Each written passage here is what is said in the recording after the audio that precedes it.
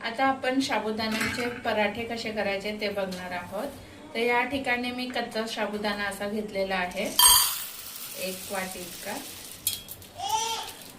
1 वाटी इतका कच्चा साबुदाणा घेतलेला आहे आणि 2 अशा मिरच्या घेतलेल्या घेऊन आता 1 बटाटा असा टाकणार आहे। जेवढा आपण साबुदाणा खिचडीला जे साहित्य वापरतो तेच वापरायचं, फक्त शेंगदाण्याचा वापर नाही करणार आहे मी।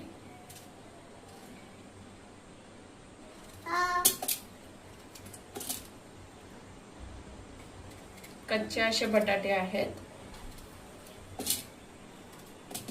आणि थोडंसं जिरे टाकते मी, थोडेसे जिरे, 1 चमचा इतकं आणि मीठ 1 चमचा इतकं। आता हे आपण मिक्सर ग्राइंड करून घेऊ।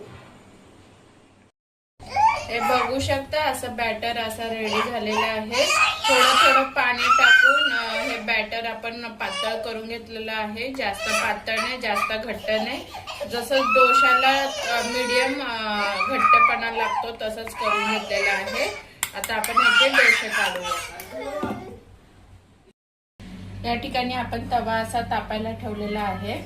आता तवा आपला चांगला तापलेला आहे, जसं आपण डोशाला तवा तापून घेतो तसाच हा तवा तापून घ्यायचा आणि थोडंसं तेलने ग्रीस करायचं, आजूबाजूला तेल लावून घ्यायचं आणि आता आपण याच्यामध्ये बॅटर टाकणार आहोत।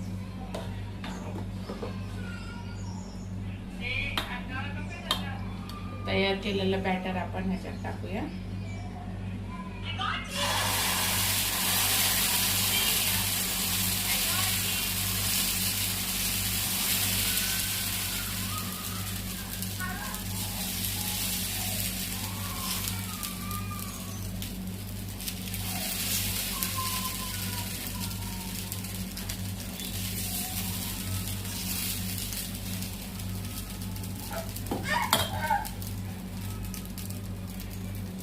थोडंसं तेल साईडवर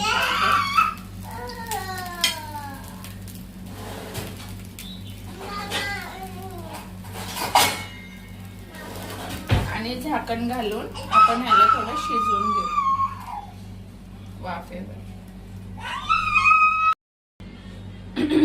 आता आपण बघूया, बघा मस्तपैकी आपल्या आजूबाजूने पण व्यवस्थित शिजलेलं आहे। ह्याला पलटी मारू आपण।